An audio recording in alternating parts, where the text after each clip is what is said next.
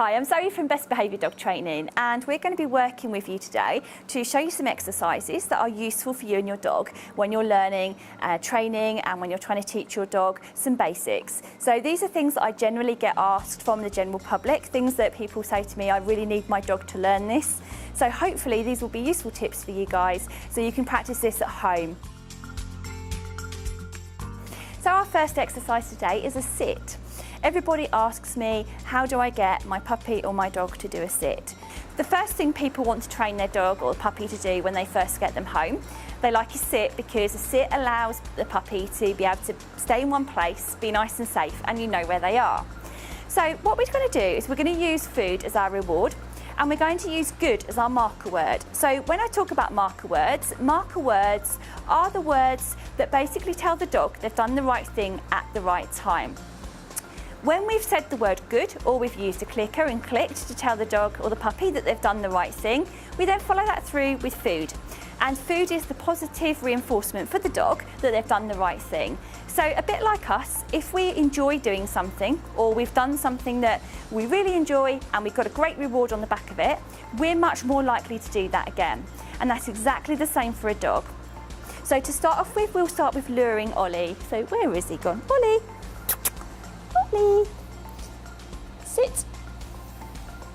Good boy. And we'll just get him to go into the stand. Sit. Good boy.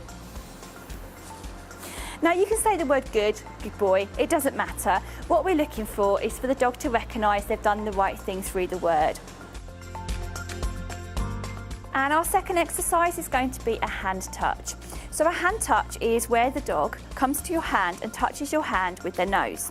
The reason we use this is it's ideal to be able to direct your dog around, be able to move them from place to place without having to use your hands to pick them up. And also it's a really, really great way to help them to come back to you for a recall. And it's also really useful if you want to train your dog to be really used to being close to you if you're trying to train a great recall, lead walking and various other exercises.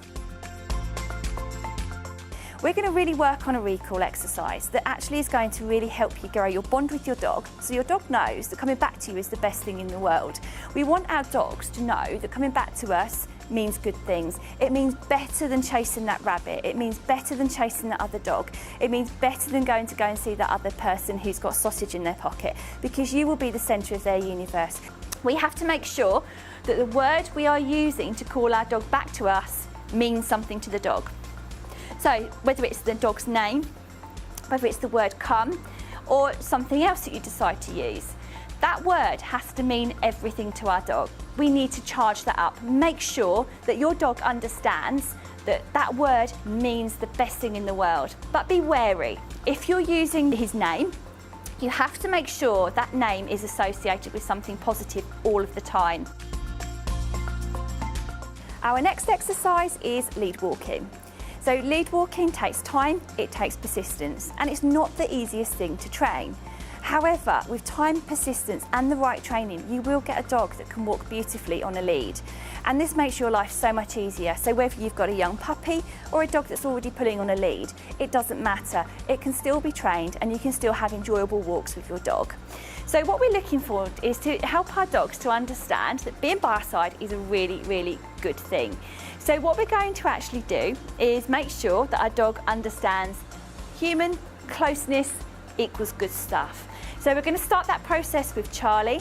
But before we do, when we attach the lead, what we're going to be doing is holding our lead nice and close to us, so near our belt of our body.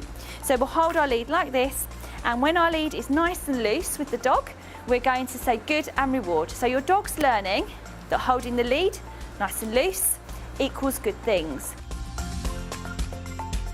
And our last exercise is something I call a peekaboo. Some people will call that middle.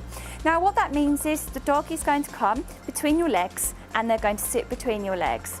Now the reason we train this is it's a great trick. It helps us when we're doing recall because the dog can come back to us and sit between our legs waiting for their lead to go back on. I also really like to train it because it is a nice trick, and tricks build bonds between owners and dogs. But more importantly for me, it's also really useful when you're having to give your dog medication, check their eyes, check their ears, and be able to handle your dog really well. It's really nice because your dog's safely between your legs, they feel safe, they enjoy it, but it also means you haven't got the teeth pointing towards your face. So that's the end of our 5 things to train your dog to do. If you need any help or advice, you can reach us on www.bestbehaviourdogtraining.co.uk.